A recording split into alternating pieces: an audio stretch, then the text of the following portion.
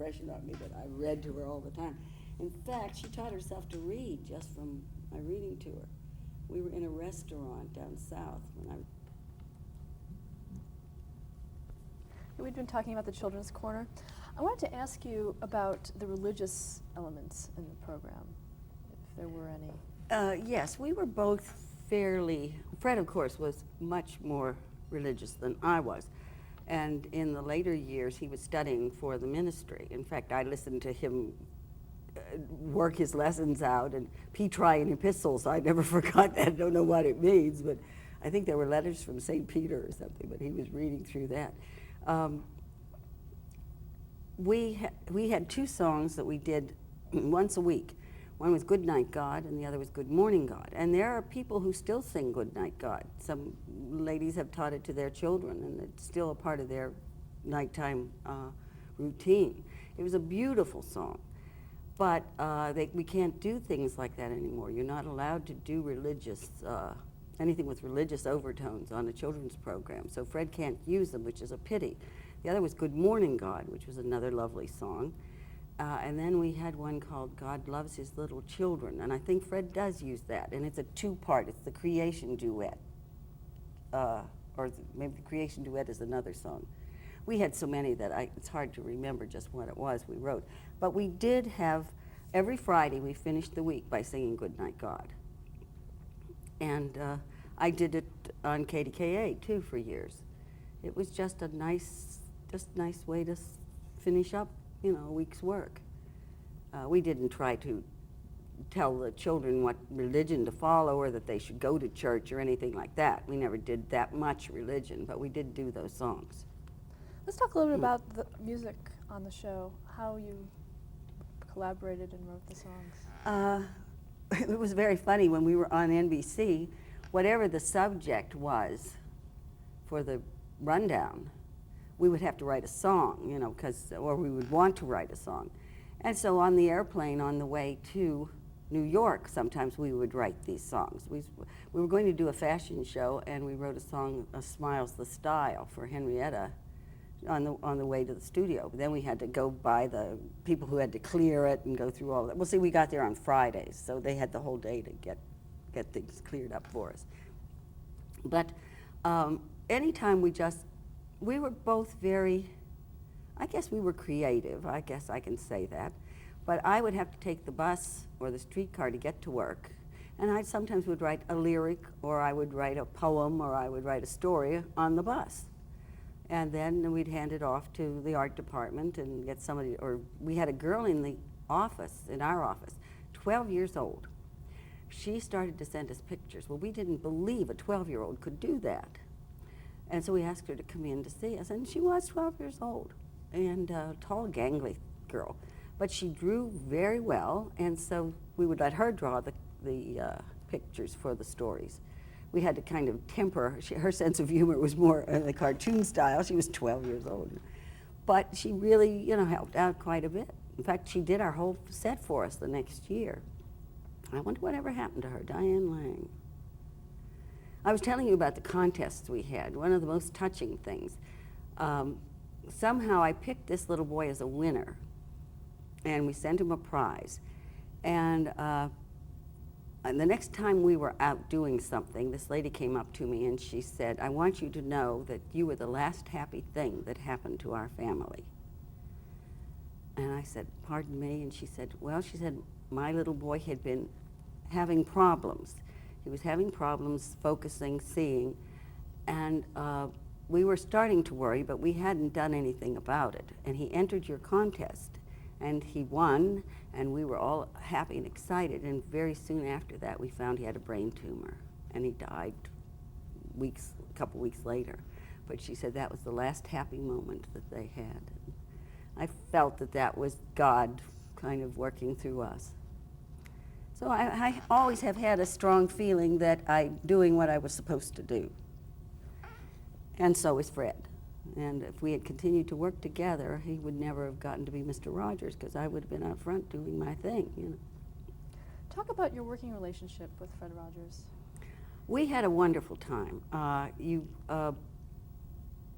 He had a great sense of humor, and he was very caring, very interested. He didn't socialize. He would never go to parties. And he never wanted to do anything outside of the work. You know, if we were asked to do a benefit or get paid to do a promotional thing, he would never do any of that. And he didn't really want to be at NBC. He didn't really want to go to New York. He wanted to stay at WQED. And I think in the early days, before he decided to become a minister, he was starting to feel a call of some kind. And then when he did decide, he would go to school in the mornings. And that's when I was going to KDKA. And then in the afternoons, we would come together to do Children's Corner. So we didn't spend the entire day with each other, but we were very, very close friends. I always said he was my best friend in those days, and he would say, a boy can't have a girl for a best friend. You know, I'd give him a funny look. But that's how it felt. We were really very, very close friends. Was he a lot of what we see today? Was At he a that lot time? like Yeah, that? yeah. Was he at that time? Was he?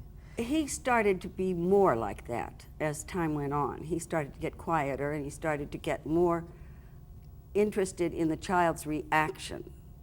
And then he started to do a program himself for preschool children, the Prince Charming character.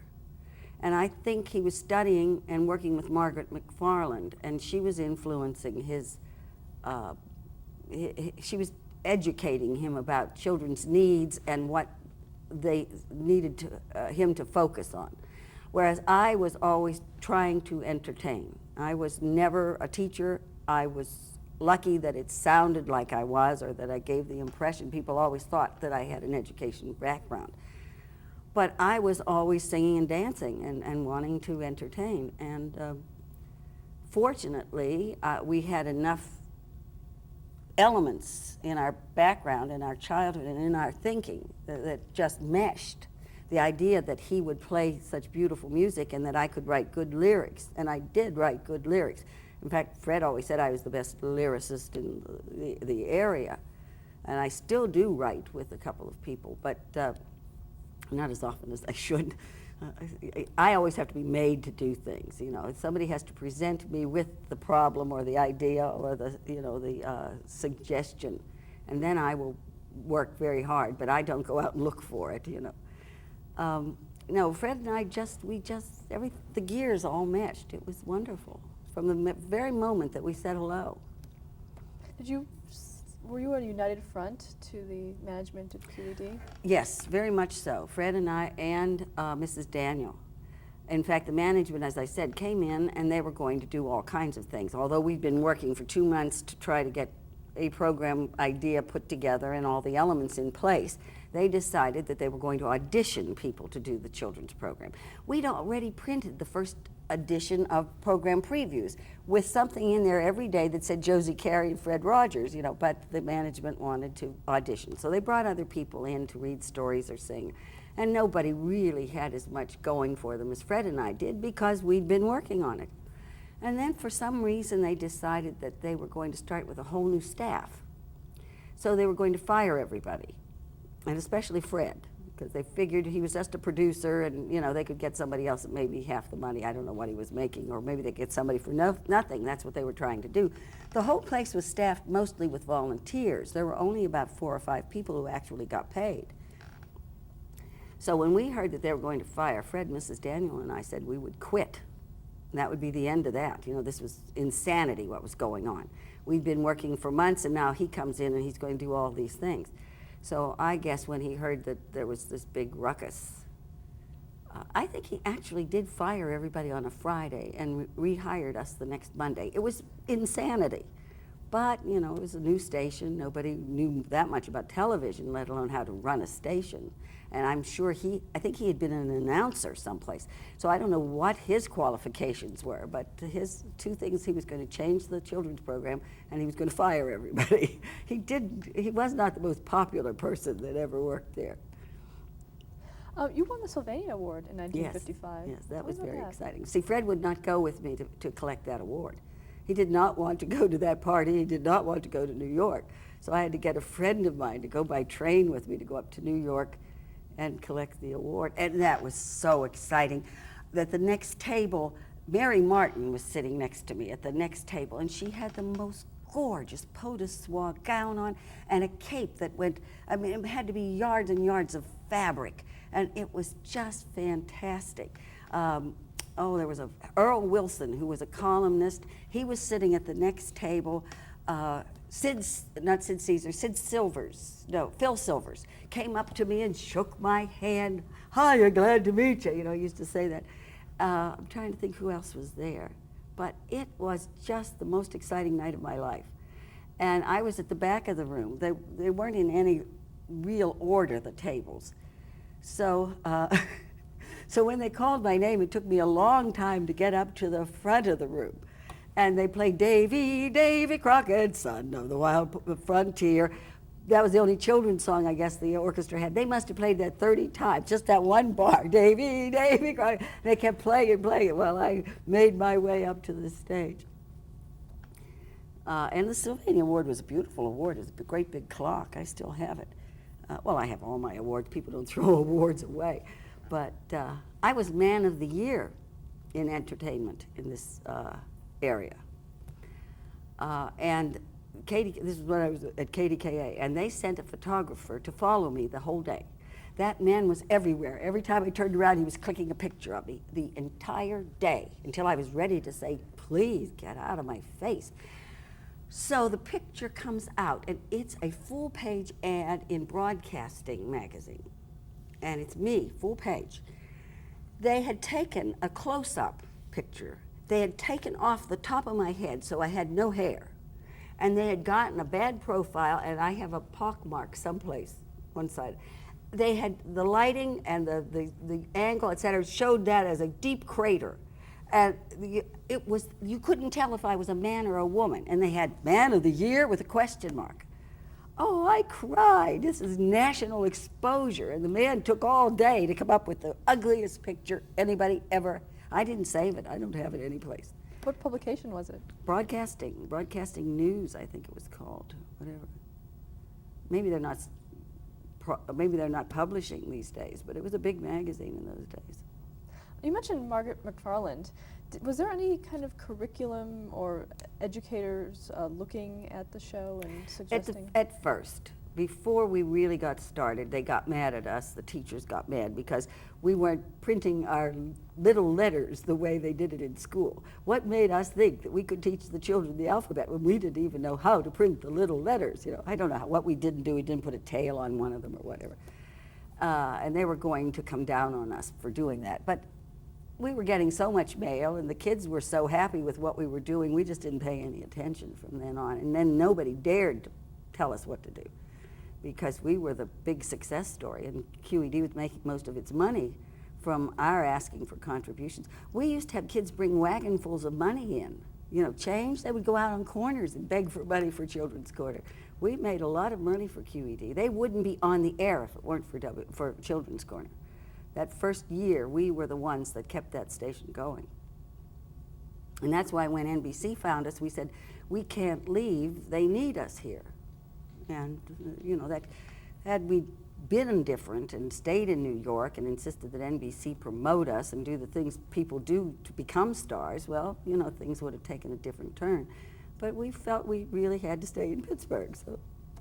Was that mostly Fred Rogers? No, I went along with all of it because I kind of felt God was pushing us one way or another. In those days, Fred wasn't really that religious then. It was only later that he started to become the minister. But he had to go to church. I always was so envious of him because he looked forward to going to church. I didn't know another grown man who couldn't wait for Sunday to go to church. You know, my friends didn't do that. We were Catholic. The Mass was, you know, we did it all your life. But Fred, you know, oh, church, church, church. So I finally started to go to church with him to see what it was all about. And they did have a wonderful speaker, the wonderful minister at his church, and he really was worth listening to. So I could see where Fred was getting it, you know. How long did the Children's Corner last? 7 years. That's a long time. I stayed at KDKA 8 years. But for one show to continue on daily for 7 years is a long time. We finally just ran out of steam. he was going to be a minister, and I was already at KDK doing a show every day. And we just decided that it was time that we stopped doing what we were doing. And I don't know whether he told you this story or not, but he was supposed to have a church. He was going to be a working minister. And somehow the day or the week before he was to do this job, it fell through. So he had nothing to do. And Canada, we had been to Canada, we had done shows up there, and they had asked us to do a show in Canada. Well, we were tired of the commuting. And we said, no, we're not going to leave Pittsburgh and move to Canada, and we're not going to go back and forth. But then, and he'd become friends with the station manager of the CBC.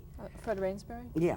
And so I don't know whether Fred contacted him or he contacted Fred, but he was invited to go up there and do a show. And so I wasn't using those puppets, so he took the puppets with him and started Mr. Rogers' Neighborhood. Now, who owned the rights, say, to the music? He does at this point. I signed it all over to him when he took the puppets. He said he wanted to use them, and I didn't realize I was signing the rights to the music too. We had a small corporation. We had a partnership or a limited partnership or something. And so just to close it all out, I signed over all of this to Fred. Well, Fred was almost my minister, you know, I was going to trust him. So he took all of that, and I was really doing very well. I was at KDK writing with somebody else and doing other shows, so it just wasn't a big problem at that time. It was a problem later on when I didn't like something he was doing with one of my songs, and he said I couldn't say anything about it. It was his song. Now he could do what he pleased. So. Could you tell me about that? I don't really. I guess it was Josephine the Giraffe. He was doing the record, and he changed the story. He changed the ending of it, and I didn't like it. I didn't think it made sense. And that's when his attorney came to tell me that I had no say in what he was going to do with it. And I realized that I was playing hardball now, and this wasn't the little two friends, you know, sitting down and working it out. So we had a little rift for a while over that. But I was on his programs as Emily Brontesaur. I was on his program up in Canada, too. I would go up and do guest appearances up there. He had mentioned something about rights to some of the early songs that you no longer owned. Well, we signed them away, unfortunately. We didn't know what we were doing. And Teresa Brewer, have you ever heard of Teresa Brewer? Well, she was a big, big star, musical recording star. She had watched us on Children's Corner on NBC, and she liked Goodnight God. And she was singing it with her little girls. She was singing it for their bedtime. She wanted to record it with the little girls. So she said if we would let her use Goodnight God, she would get us into ASCAP.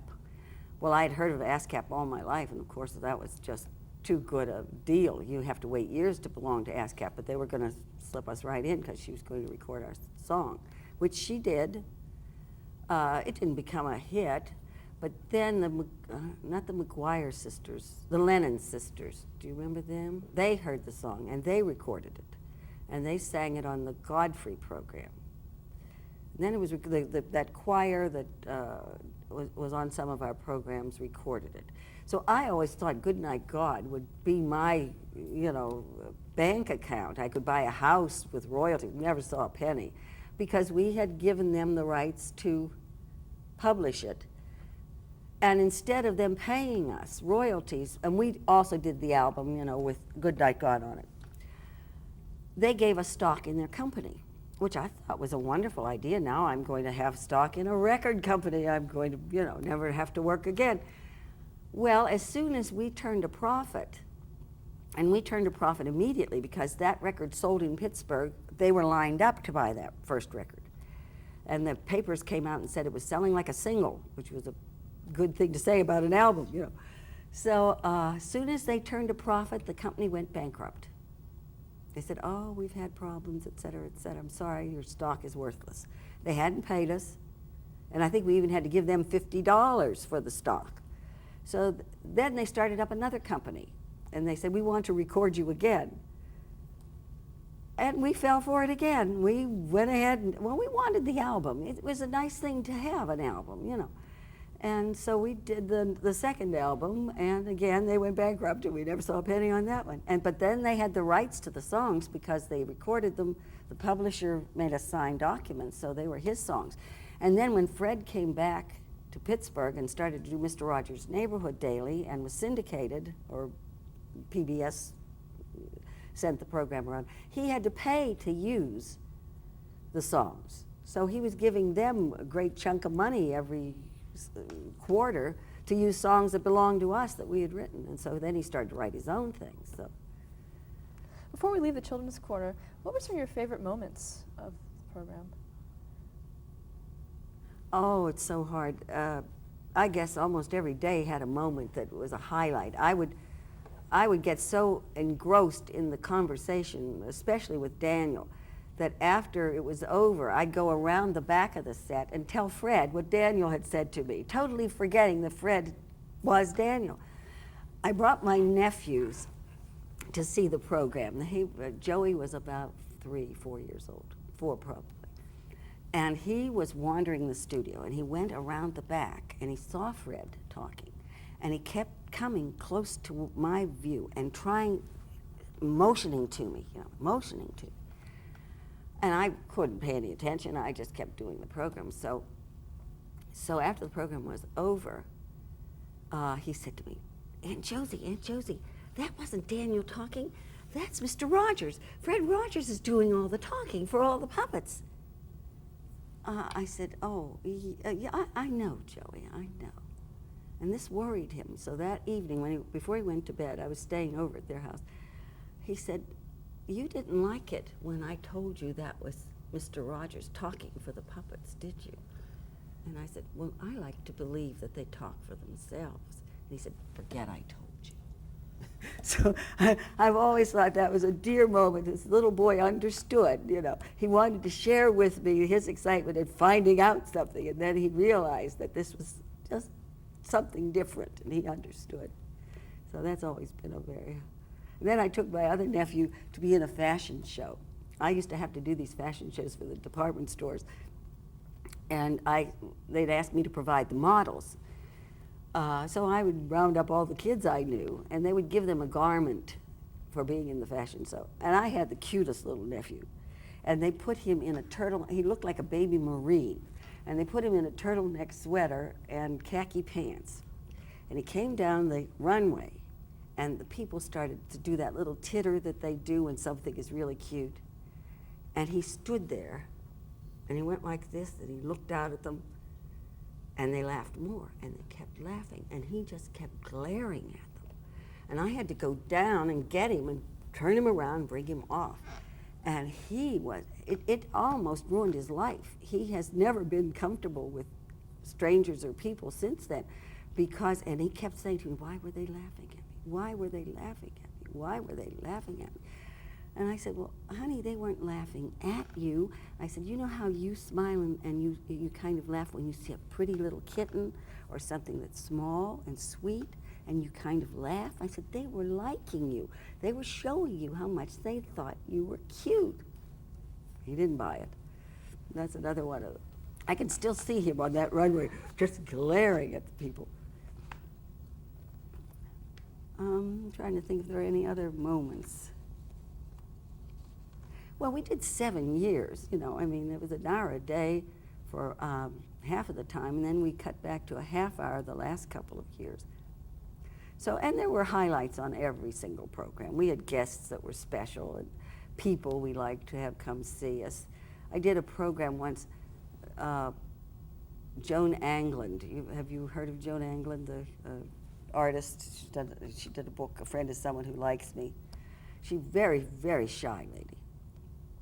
And she didn't really want to be interviewed, but they said I was the one responsible for that book taking off like wildfire in Pittsburgh. So she agreed to be on the program. So we had her standing there. We were just talking to her, and she was open and, you know, telling us her history and, you know. And so she walked off, and then she said to me, so when are we going to do it? I said, you've just done it. That was, we were on the air for all of that. Oh, she was delighted, you know, just so happy about it. The stores used to get mad at me.